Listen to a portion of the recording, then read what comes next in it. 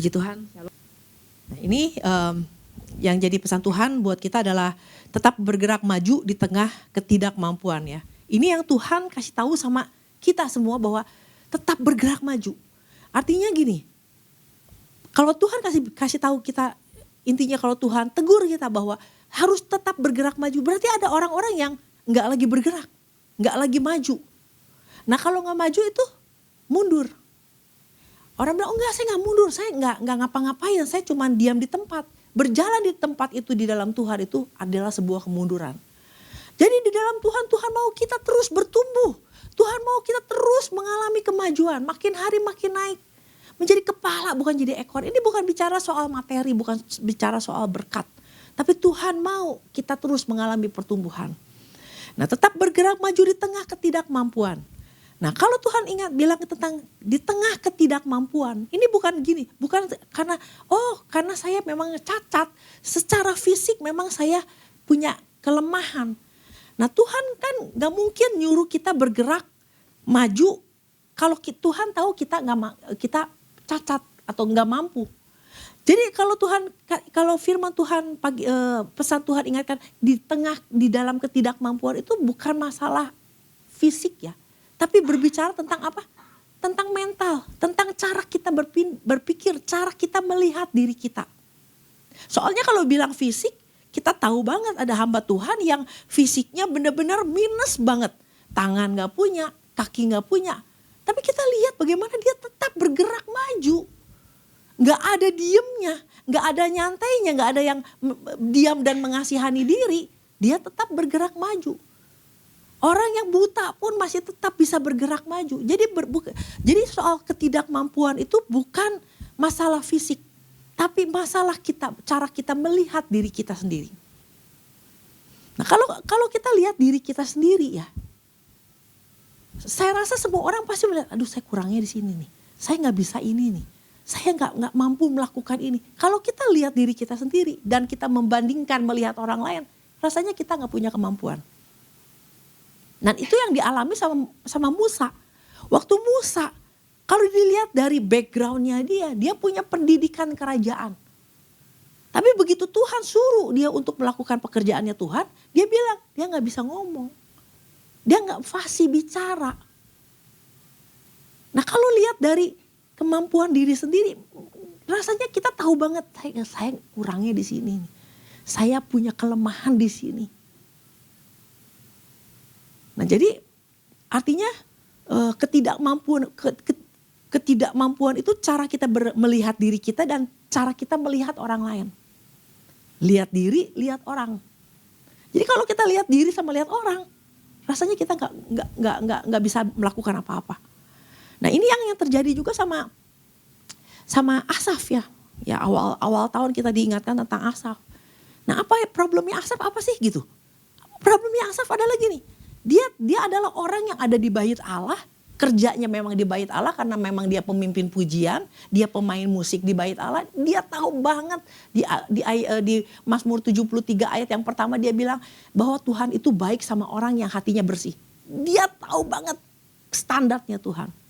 Tapi begitu dia lihat orang fasik, dia lihat orang lain, matanya dia fokus ke orang lain, dia mulai melihat bahwa ya ternyata hidup gue jelek amat ya. Kok gue sial banget ya. Kok rasanya gue mempertahankan hidup bersih juga semuanya sia-sia. Kalau ngeliatin orang lain. Nah itu dia. Makanya apa yang kita lihat itu sangat menentukan. Apa yang akan menjadi, kita akan penuh dengan apa itu tergantung dari apa yang kita lihat. Fokus kita. Nah ini yang kalau kita lihat ini yang menjadi dasar firman Tuhan dari 1 Korintus 2 ayat yang ketiga sampai keempat. Ya ini adalah surat yang ditulis oleh Rasul Paulus kepada jemaat di Korintus ya. Nah ini saya bacakan dulu. Ayat yang ketiga. Aku telah datang kepadamu dalam kelemahan dan dengan sangat takut dan gentar. Jadi Paulus sadar banget bahwa dia juga tahu dia punya kelemahan. Dia punya rasa takut dan dia juga gentar kalau ngelihat orang di sekeliling dia. Kalau ngelihat orang-orang yang lebih pintar dari dia gentar. Dia terintimidasi. Ayat yang keempat dikatakan, baik perkataanku maupun pemberitaanku tidak aku sampai dengan kata-kata hikmat yang meyakinkan, tetapi dengan keyakinan akan kekuatan roh. Jadi kalau dia lihat diri dia sendiri, sebetulnya Paulus itu gak akan pernah bisa menjadi seorang rasul yang luar biasa, yang boleh dibilang dia menulis Alkitab ini, perjanjian baru tuh hampir semua. Dia gak akan pernah bisa memenangkan jiwa sampai se-Asia kecil dia menangkan, gak mungkin bisa kalau dia lihat kemampuan dia. Dia tahu, dia bilang dia gak, baik perkataanku maupun pemberitaan tidak aku sampai dengan kata-kata hikmat. Artinya bukan kata-kata, artinya dia itu tidak pandai berretorika. Artinya retorika tuh tidak punya kecakapan, kemampuan di dalam berkomunikasi. Dia tahu banget itu kekurangan dia. Nah sedangkan kalau kita lihat di dalam 1 Korintus 1 ayat yang ke-17 ya di sini. Dia juga bilang sama orang-orang di Korintus, sebab Kristus mengutus aku bukan untuk membaptis, tetapi untuk memberitakan Injil.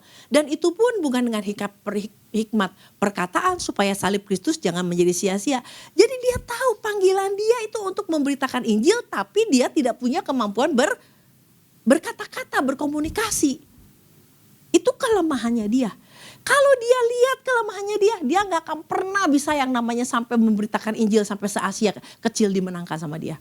Nah, tapi satu hal yang kalau kita baca lagi di surat dia di Efesus, dia bilang bahwa dia tahu bahwa kalau dia diselamatkan itu karena kasih karunia Tuhan.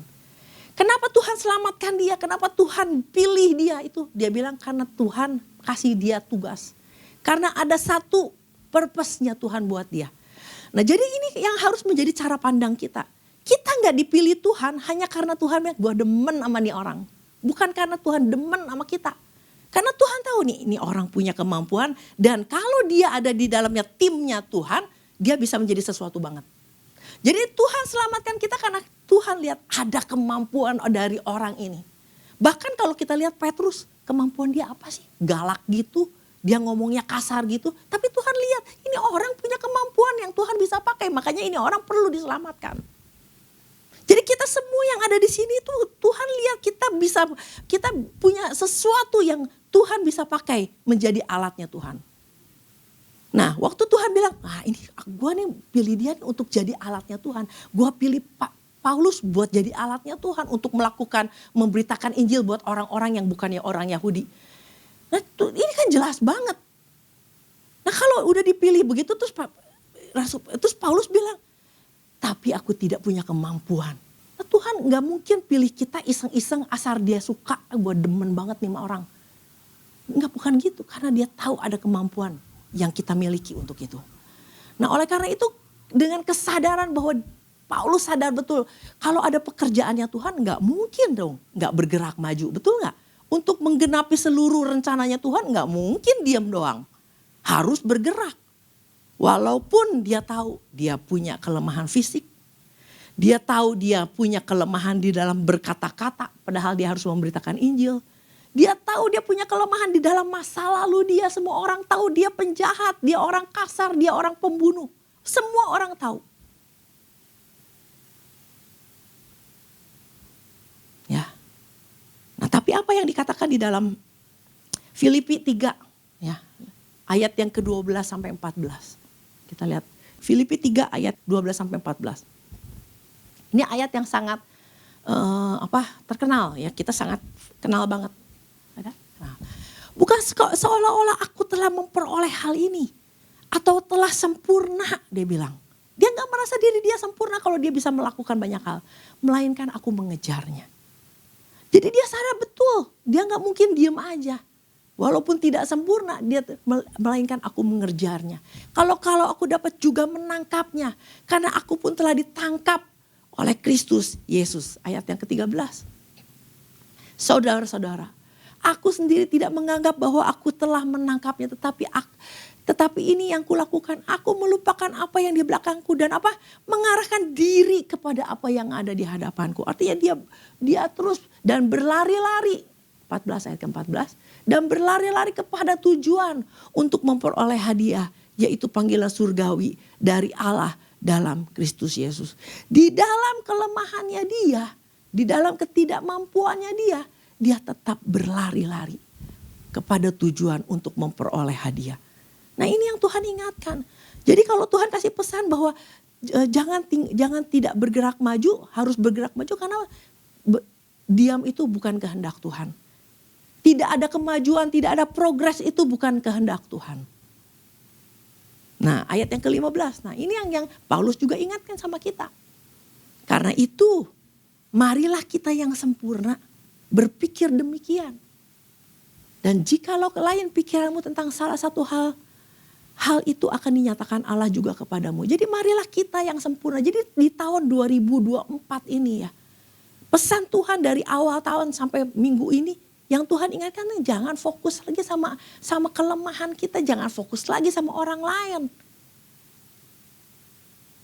Tapi terus bergerak maju. Nah apa yang membuat Paulus bisa bergerak maju? Kalau dia lihat diri dia gak mampu. Kalau dia lihat orang lain, kalau dia lihat orang Yunani yang pinter-pinter sekali, bisa ngomongnya indah-indah dan punya banyak teori-teori yang bagus-bagus, dia gak mungkin bergerak. Nah kalau kita lihat balik lagi 1 Korintus 2 ayat yang kedua. Ini ada satu keputusan yang dia ambil. Dan ini harusnya menjadi keputusan kita. Jangan pernah lihat lagi apa yang ada di luar sana. Jangan lihat lagi diri kita seperti apa. Nah ini yang diputuskan, yang keputusan yang diambil oleh seorang Rasul Paulus adalah sebab aku telah memutuskan tidak mengetahui apa-apa di antara kamu selain Yesus Kristus, yaitu Dia yang disalibkan. Jadi buat dia mengambil keputusan, dia fokusnya cuma sama Yesus. Dia mengambil keputusan untuk tidak mengetahui apa-apa. Di dalam aslinya tidak mengetahui itu artinya tidak melihat apa-apa selain Kristus. Dia tidak memperhatikan apa-apa selain dia memperhatikan Kristus. Dia tidak mau memalingkan apa-apa kepada hal yang bukan Kristus. Dia tidak mau memalingkan pikirannya, dia tidak mau memalingkan matanya, perhatiannya kepada hal-hal yang bukan Kristus. Artinya dia memutuskan mulai ketika dia tahu bahwa dia adalah alatnya Tuhan, dia tidak mau lihat tentang kekurangannya dia, kelebihan orang lain, dia cuma mau lihat fokusnya cuma Kristus. Yang dia mau beritakan tentang Kristus aja. Ini satu keputusan. Kalau kita nggak lihat Kristus, kalau kita nggak berjalan di dalam visinya Tuhan, rasanya kita nggak punya kemampuan. Nggak ada yang punya kemampuan. Dan inilah yang memang iblis maunya gitu. Iblis maunya kita nggak bergerak maju. Iblis maunya kita lihat tentang diri kita ini siapa. Iblis berusaha untuk supaya apa? Ya mungkin Asaf pada waktu itu ngelihat keberhasilan orang-orang fasik pada waktu itu. Nah hari-hari ini iblis lagi bikin apa? Pakai sosmed. Nah kalau lu punya ini nih, bisa kebeli ini, branded ini, lu bisa pergi ke sini lu orang sukses. Nah jadi orang tuh fokusnya jadi akhirnya di dalam 1 Yohanes 2 dikatakan bahwa keinginan mata, keinginan daging, dan juga tentang keangkuhan hidup itu, keangkuhan hidup tentang kemewahan. Nah ini hari-hari ini yang ditawarkan iblis ini. Jadi akhirnya gini, ya kalau kita gak punya kayak gitu berarti kita mah gak ada apa-apanya. Jadi akhirnya kita makin minder, makin gak bisa berbuat apa-apa. Nah tapi Paulus bilang, hari ini aku memutuskan untuk aku gak mau lihat yang lain-lain. Gak mau tahu yang lain, aku cuma mau tahu Kristus. Dia fokusnya cuma sama Tuhan. Ini luar biasa. Nah kalau kita lihat lagi, mundur lagi di 1 Korintus 1. Ayat yang keempat ya. Ini Paulus bicara sama orang-orang di Korintus, jemaat di Korintus. Dia tahu banget kalau dia ada di dalam Kristus itu seperti apa. Aku senantiasa mengucap syukur kepada Allahku karena kamu atas kasih karunia Allah yang dianugerahkannya kepada kamu dalam Kristus Yesus. Nah ini yang Paulus lihat. Bahwa orang-orang yang sudah mendapat keselamatan, sudah mendapat kasih karunia. Aduh buat dia ini, wah luar biasa. Dia mendapat kasih karunia luar biasa. Dan dia melihat orang-orang diselamatkan juga itu sesuatu yang luar biasa banget. Itu yang dia lihat. Nah ayat yang kelima di sini dikatakan. Sebab di dalam dia.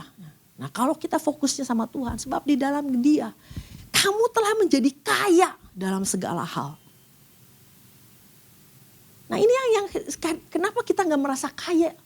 Karena kita ngelihat orang lain, ukuran kita materi, ukuran kita keinginan mata dan keinginan daging serta kemewahan hidup. Kalau gue belum punya itu, gue belum kaya. Nah, tapi kalau Paulus bilang sebab di dalam dia, di dalam Yesus, kamu telah menjadi kaya dalam segala hal. Kita ini luar biasa kalau kita berpikir tentang perkara-perkara Kristus, perkara-perkara rohani. Di dalam Kristus kita kaya dalam segala hal. Dalam segala macam perkataan bahkan. Dan segala macam pengetahuan. Jadi gak ada orang yang bilang bahwa aduh aku emang gak bisa berkata-kata. Tapi dalam Kristus kamu kaya di dalam perkataan juga di dalam pengetahuan. Sesuai dengan kesaksian tentang Kristus yang telah diteguhkan di antara kamu. Demikianlah kamu tidak kekurangan dalam satu karunia pun. Sementara kamu menantikan pernyataan Tuhan kita, Yesus Kristus. Ia juga yang akan meneguhkan kamu sampai pada kesudahannya. Sehingga kamu tak bercacat pada hari Tuhan kita, Yesus Kristus. Nah ini yang penting. Nah yang ayat yang selanjutnya ini yang penting. Yang kadang-kadang kita lupa bahwa kita dipanggil untuk melayani Tuhan. Kita dipanggil untuk memberitakan Injil. Kita juga lupa bahwa kita dipanggil untuk ini. Ayat ke-9. Allah yang memanggil kamu kepada persekutuan dengan anaknya Yesus Kristus Tuhan kita adalah setia. Jadi kita dipanggil untuk di dalam ada senantiasa di dalam persekutuan dengan Tuhan. Nah kalau orang ada di dalam persekutuan terus menerus dengan Tuhan, maka dia akan memiliki fokus sama Tuhan. Nggak mungkin bisa terganggu, teralihkan dengan segala macam apa yang ditawarkan dunia, nggak mungkin teralihkan. Kalau apa? Betul-betul ada di dalam persekutuan dengan Tuhan. Nah persekutuan di dalam Tuhan ini di dalam bahasa aslinya dikatakan bahwa keintiman, ya. Keintiman di dalam Tuhan. Kedekatan, ya. Kalau di dalam bahasa Inggrisnya dikatakan bahwa persekutuan itu intercourse. Ya kita tahu intercourse itu ada hubungan laki-laki dan perempuan. Jadi ini sebuah hubungan yang betul-betul harus dibangun. Jadi kalau kita bilang, tapi kenapa orang masih bisa ngelihat dirinya lemah? Kenapa orang masih bisa melihat bahwa aduh nggak punya kemampuan? Karena memang kalau mau jujur, persekutuan dengan Tuhan itu nggak serius, cacat. Jadi orang kalau yang betul-betul di dalam persekutuan dengan Tuhan, fokusnya cuma Tuhan. Kenapa orang sulit untuk hidup di dalam terus-menerus dalam kepenuhan dengan Roh Kudus? Kadang-kadang Roh Kudus, kadang-kadang kedagingan, kadang-kadang Roh Kudus, kadang-kadang daging. Kenapa gitu? Karena nggak punya persekutuan dengan Tuhan. Nah orang yang gak bersekutu dengan Tuhan itulah yang akhirnya pikirannya kemana-mana. Fokusnya kemana-mana. Dan ini yang dialami sama Asaf pada waktu itu. Kenapa orang yang tiap hari ada di bait Allah, tiap hari memuji-muji Tuhan. Tetapi ada satu titik di mana dia melihat kok orang fasik hidupnya lebih enak. Nah sampai dia memutuskan dia datang sama Tuhan. Ya. Nah di dalam Mazmur 73 ayat yang ke-23. Sampai akhirnya dia datang mendekat sama Tuhan. Nah di dalam bahasa Inggris dikatakan tetapi aku tetap di dekatmu. Engkau yang memegang tangan kananku. Jadi artinya ada satu keputusan bukan cuma sekedar oh ya udahlah gue mau datang aja sama Tuhan. Ya datang aja ke gereja. Udah aja melayani. Enggak. Dia bilang dia continually with thee. Jadi dia mengambil satu keputusan nggak boleh ini namanya kalau mau bersekutu sama Tuhan nanti iya nanti enggak, on and off tuh nggak ada. Dia bilang dia mulai hari itu dia memutuskan untuk apa? Dia akan tetap di dalam persekutuan dengan Tuhan secara terus menerus. Nah kalau di dalam persekutuan dengan Tuhan ini artinya kita bisa berdoa, kita bisa nyembah, kita bisa memuji Tuhan. Nah kadang-kadang orang itu gini, waktu dia datang dalam kerajinan, kok hidup gue gak berubah ya? Kok orang lain hidupnya lebih enak ya? Kok udah datang sama Tuhan juga jawaban doa belum ada. Nah mulai kendor. Nah itu namanya tidak continually. Enggak ada di dalam persekutuan yang terus menerus dengan Tuhan.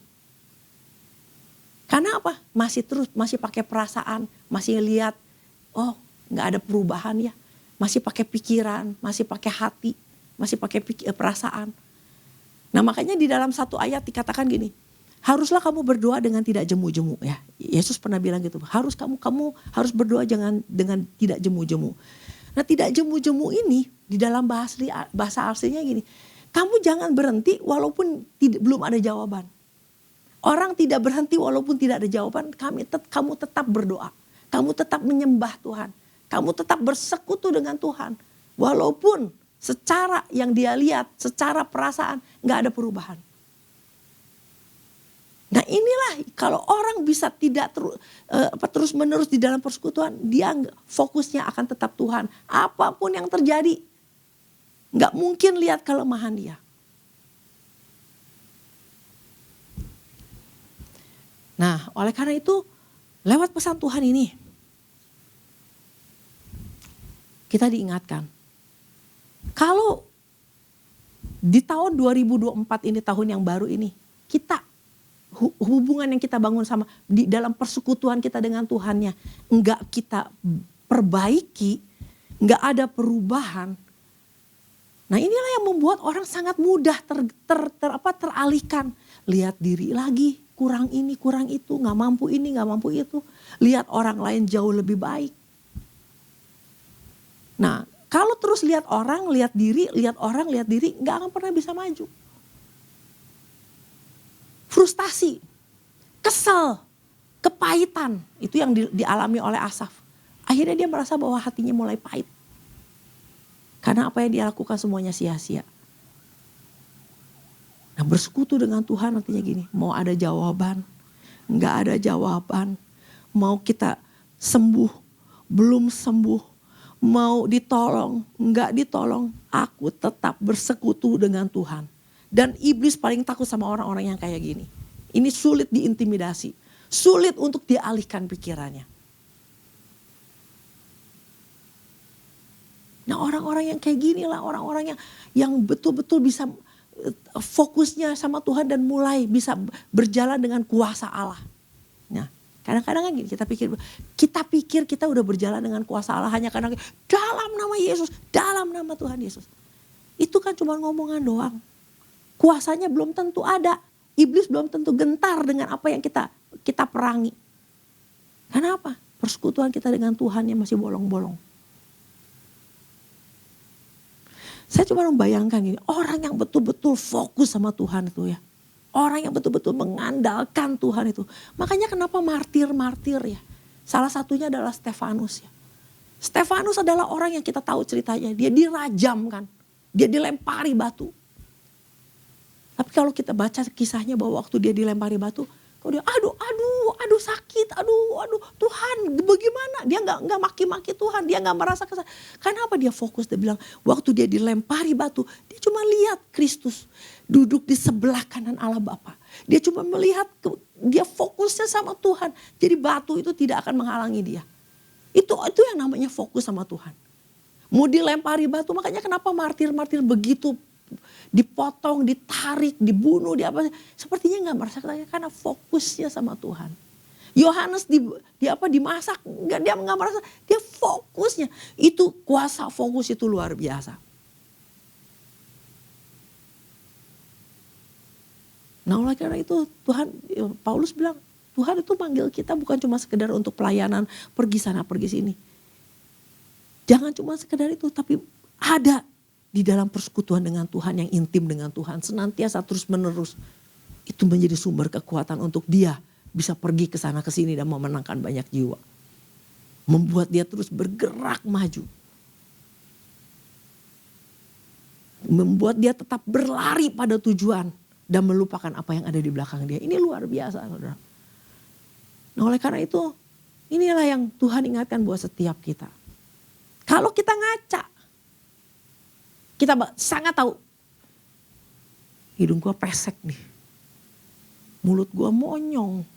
Muka gue kurang bagus. Nah kalau kita lihat tentang kekurangan kita banyak banget kekurangannya. Nah orang kalau udah mulai lihat kekurangannya. Terus kebenaran pisan. Punya duit. Nah ini mesti dibotok, mesti di filler, mesti ditarik. Nah itu jadi fokusnya artinya apa? Mulai membenahkan diri bukan membenah tentang manusia roh kita. Nah manusia roh itu adalah gini, kita sering dengar kan hidden gem. tempat-tempat makan yang tersembunyi itu kita bisa kejar loh. Manusia roh itu hidden gem. Tersembunyi. Mestinya ini yang menjadi fokusnya kita. Makanan yang tersembunyi aja kita bisa kejar. Jauh-jauh aja kita bisa lakonin. Nah, manusia roh itu juga hidden gem. Sesuatu yang luar biasa itu ada di dalam yang kadang-kadang kita abaikan. Nah, oleh karena itu, biarlah kita semua termasuk saya. Ya, kita diingatkan dua pesan Tuhan ini ketika saya renungkan bahwa Tuhan lagi bicara fokusnya sama Tuhan. Tapi kita fokusnya cuman kita orang percaya yang sering nyanyi tentang Yesus. Tapi kita fokusnya sama diri sendiri sama orang lain. Dan itulah yang membuat akhirnya mandek. Ya gak bisa, ya gak mampu. Dia mah lebih bisa, dia mah bisa lebih mampu. Gue mah gak bisa apa-apa. Nah itu kembali lagi ke cara kita memandang. Jadi ketika kita fokus kita sama Tuhan, maka ada kekuatan yang Tuhan berikan buat kita. Ada kemampuan yang di luar kemampuan manusia. Nah kita kadang-kadang bilang bahwa ya Tuhan aku minta karunia, hikmat Allah. Nah Paulus kan bilang bahwa waktu dia melayani, waktu dia memberitakan ini dia gak lihat kekurangan dia. Tapi dia gak pakai hikmat manusia. Dia tidak berkata-kata seperti kata-kata yang dilakukan oleh banyak orang. Dia bilang dia pakai hikmat Tuhan. Nah hikmat Tuhan ini Tuhan udah kasih hikmat buat kita. Betul, kemarin kita dengar Tuhan kasih hikmat buat kita. Tapi hikmat Tuhan tidak bisa kita bilang, Tuhan berikan aku hikmat dan tiba-tiba kita berhikmat enggak. Kalau kita lihat di dalam 1 Korintus 2 ayat yang ke-7. Tetapi yang kami beritakan ialah hikmat Allah yang tersembunyi dan rahasia. Yang sebelum dunia dijadikan telah disediakan Allah bagi kemuliaan kita. Jadi hikmat itu tersembunyi. Ya, firman Tuhan bilang hikmat itu tersembunyi dan rahasia. Jadi gak mungkin kita yang namanya Tuhan, aku minta hikmatmu tiba-tiba kita berhikmat. Hikmat itu datang kalau kita cari Tuhan. Hikmat itu datang waktu kita bersekutu, bergaul intim dengan roh Tuhan. Ya, di sini dikatakan ayat yang ke-10. Karena kepada kita Allah telah menyatakannya oleh roh, sebab roh menyelidiki segala sesuatu. Bahkan hal-hal yang tersembunyi di dalam diri Allah. Siapa gerangan di antara manusia yang tahu apa yang terdapat di dalam diri manusia. Selain roh manusia sendiri yang ada di dalamnya. Demikian pula tidak ada orang yang mengetahui, yang tahu apa yang terdapat di dalam diri Allah selain roh Allah. Nah waktu kita terus menerus di dalam persekutuan dengan Tuhan. Bersekutu terus di dalam firman Tuhan. Maka Tuhan kasih kita hikmat. Jadi hikmat itu adalah hasil dari persekutuan. Hasil dari persekutuan kita secara terus menerus dengan Tuhan. Jadi jangan kita pikir, saya minta hikmat Tuhan, berikan aku hikmat, tiba-tiba kita jadi orang hebat. Enggak. Nah hikmat itu seperti apa? Ayat yang ke-9 dikatakan, apa yang tidak pernah dilihat oleh mata. Tidak pernah didengar oleh telinga dan apa yang tidak pernah timbul dalam hati manusia. Semua disediakan Allah untuk mereka yang mengasihi dia. Nah ini yang membuat kenapa Paulus begitu hebat. Dia gak pandai berkata-kata, tapi dia melayani Tuhan, dia memberitakan Injil dengan hikmat Tuhan. Yang tidak pernah dilihat oleh mata. Sesuatu yang baru, sampai orang yang dengar, wow. Yang gak pernah didengar oleh telinga. Jadi manusia belum pernah dengar tentang apa yang diberitakan, tapi tiba-tiba dia, wah ternyata begitu ya. Ternyata hebat ya. Nah itu yang namanya hikmat Allah. Sesuatu yang muncul, yang keluar, yang belum pernah manusia ketahui sebelumnya. Mau gak kita seperti itu? Mau. Saya sih mau banget. Memberitakan Injil dengan hikmat Allah. Nah kadang-kadang kan ayat ini dipakai salah sama kita. Kalau kita dapat mujizat, kita selalu bilang apa yang tidak pernah dilihat mata, didengar telinga, itu salah ayat. Ini nggak lagi bicara soal materi dan berkat. Ini lagi ngomongin hikmat. Jadi waktu kita ketemu orang, nggak tahu nih harus ngomong apa ya. Paulus pernah tuh ngalamin tuh dia ketemu sama raja. Nggak tahu dia mesti ngomong apa. Tapi hikmat Tuhan yang memampukan dia untuk bicara. Hikmat Tuhan yang menolong dia untuk membela diri. Ini luar biasa. Nah oleh karena itu betapa pentingnya ada di dalam persekutuan dengan Tuhan yang terus menerus. Kita menjadi orang-orang yang punya hikmat Allah. Ya, kita akan berjalan dengan hikmat Allah. Melayani Tuhan dengan hikmat Allah, tidak lagi melihat kekurangan diri sendiri. Wah, dia mah tinggi pisan, badannya bagus, gue mah kayak gini. Gak ada yang namanya kayak gitu. Karena kita berjalan dengan hikmat Tuhan, kita berjalan dengan kuasa Allah. Dan orang yang fokus sama Tuhan adalah orang yang berjalan dengan kepenuhan roh. Ini orang-orang hebat semua. Orang-orang yang seperti ini adalah orang-orang yang Tuhan harapkan dari orang yang Tuhan pilih dan Tuhan selamatkan. Nah, oleh karena itu kita yang dewasa ya, kita yang sempurna haruslah berpikir bahwa kita mau berlari-lari, bukan diam di tempat, bukan mundur. Demikian firman Tuhan. Biar ini menjadi berkat kita buat kita semua dalam nama Tuhan Yesus. Haleluya.